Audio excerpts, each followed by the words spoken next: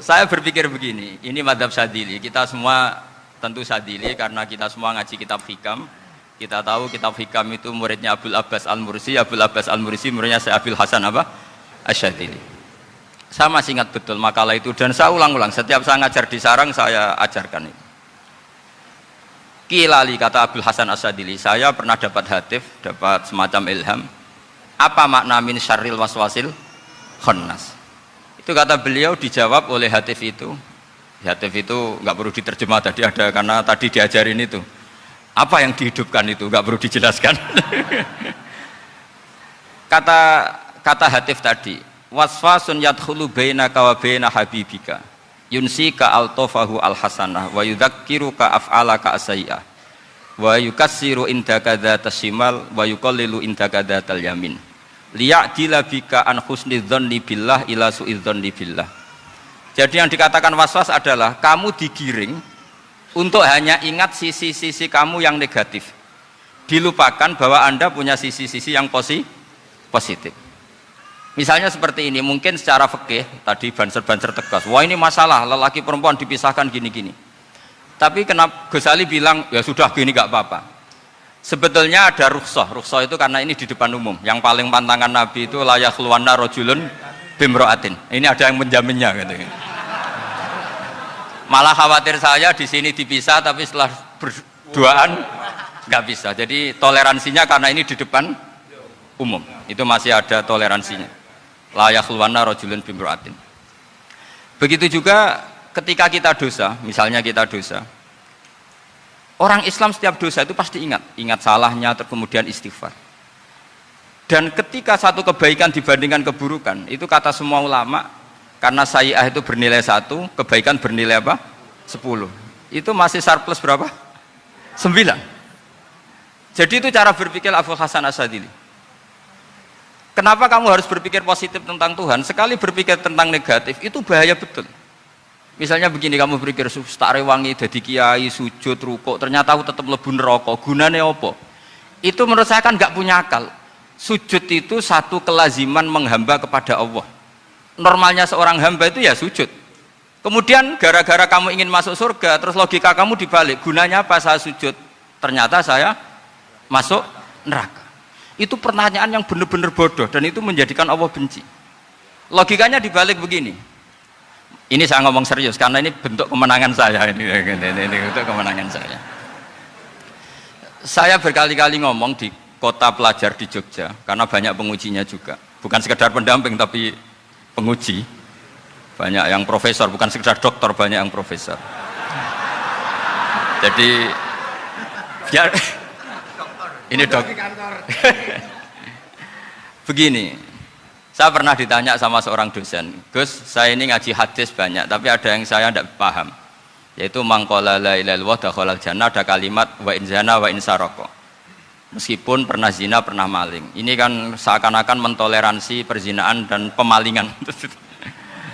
Terus saya bilang, oh makna hadis itu seperti ini. Jadi kebenaran absolut, kebenaran yang mutlak itu tidak akan terganggu oleh status perilaku seseorang. Saya berkali-kali memberi contoh. Orang yang ditangkap KPK akan bilang 1 tambah 1 2. KPK-nya juga bilang 2. Rivalitas dalam politik, Pak Prabowo ya bilang 2, Pak Jokowi juga bilang 2. Orang yang zaniyah, yang lonte pun akan bilang 2. Muftinya juga bilang 2. Ketua MUI-nya juga bilang 2. Artinya gini, kebenaran yang absolut adalah kebenaran yang siapapun akan meyakini seperti itu. Seperti 1 ditambah 1 2. Kamu punya musuh bilang 2. Kalau ibu-ibu ini punya maru ya marunya bilang 2 tadi tambah mama. Enggak tahu saya terjemahnya apa tadi. Nah, kebenaran yang absolut itu kebenaran yang siapapun pasti mengakui. Dan uniknya begini, saya kalau saya pernah ngaji acara himmah, acara pondok sarang di Demak.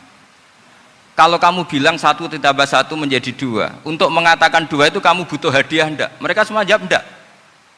Kita semua enjoy saja mengatakan tembok itu putih. Kenapa? Karena memang putih.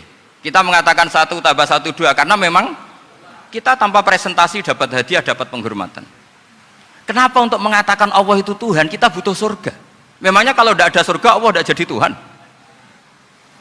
Ini problem orang soleh-soleh yang terlalu pesimis. Makanya nanti orang-orang soleh itu masuk surganya berat. Tapi kalau orang alim lebih gampang kira-kira seperti itu. Iya, karena kan imannya lebih bagus. Dalam hadis qudsi Allah ini yang dibuli orang-orang soleh.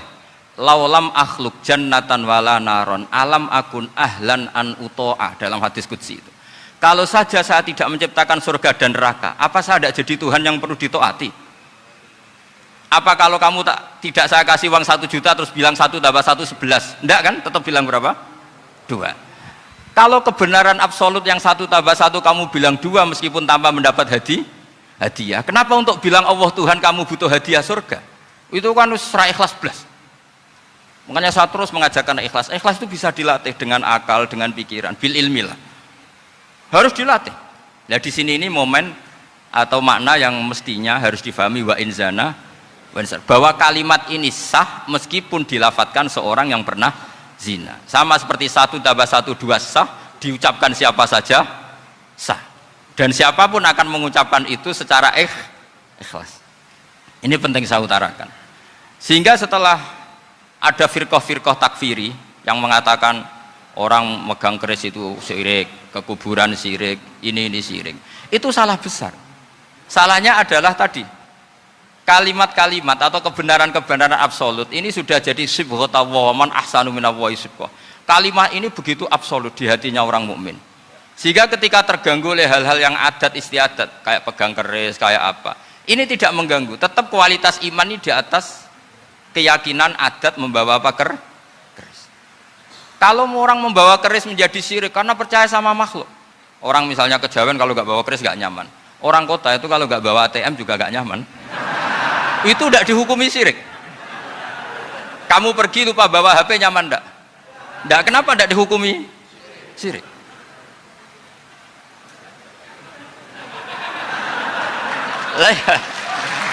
Jadi ini logika-logika. Jadi makanya ini Gus Reza boleh ngeritik saya itu berkali-kali bilang saya termasuk ulama yang mau bikin gerakan cangkem elek. Karena nanti kalau saya nisbatkan ke Rasulullah itu tidak pantas karena Nabi ahsanan nasi khalqaw wa khuluqa. Tapi saya siap jadi bempernya Rasulullah Shallallahu Alaihi Wasallam. Pernah ada diskusi di Jakarta, ini kisah nyata. Apa dalilnya setelah sholat salaman? Mana hadisnya? Itu dijawab hadisnya tentu kita kesulitan. Kalaupun ada hadisnya dhaif semua yang masalah musafahah.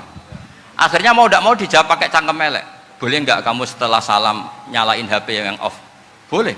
Boleh nggak ke kamar mandi? Boleh.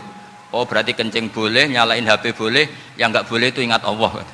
Karena mereka mengkritik wiridan, ngeritik salam. Akhirnya mikir deh, ada nggak hadisnya orang setelah sholat nyalain HP? Nggak ada kan? Tapi mereka nyalain HP nggak hambatan, tapi untuk salaman masalah kan? Ke kamar mandi boleh, tapi untuk wiridan nggak boleh. Akhirnya mereka sadar, oh iya. Lama-lama dibisi gini yang kelompok itu, kamu itu korban aliran supaya kamu gak ingat Allah, ingatnya HP-nya.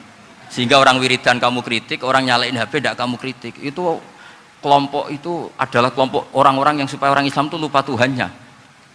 Itu gerakan cangkem elek, tapi jadikan orang sadar. Jadi ini penting. Jadi kalau kamu tidak bisa bela agama dengan jalan yang lurus karena tidak bakat gitu, nggak apa-apa pakai cangkem elek tadi, karena nggak mungkin gerakan ini dinisbatkan kepada Rasulullah Shallallahu Alaihi Wasallam. Kalau soal sanad, saya punya sekian sanad tentang itu, tapi tidak usah kamu ikuti. Ada orang tanya, ya Pak Kiai, kalau setan dibakar di neraka panasan enggak? Ya panasan. Lo kan setan dari api, ngapain harus panasan? Kan materinya sama.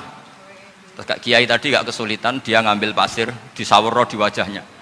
Wah sakit Kiai, kamu kan dari tanah, kena tanah kok. Jadi itu ada sekian, artinya gini ya, kalau kesulitan jawab pakai baik-baik ya sudah pakai cangkem elek itu aja kan. Nah, tapi tentu kan gerakan ini tidak mungkin dinisbatkan kepada para nabi.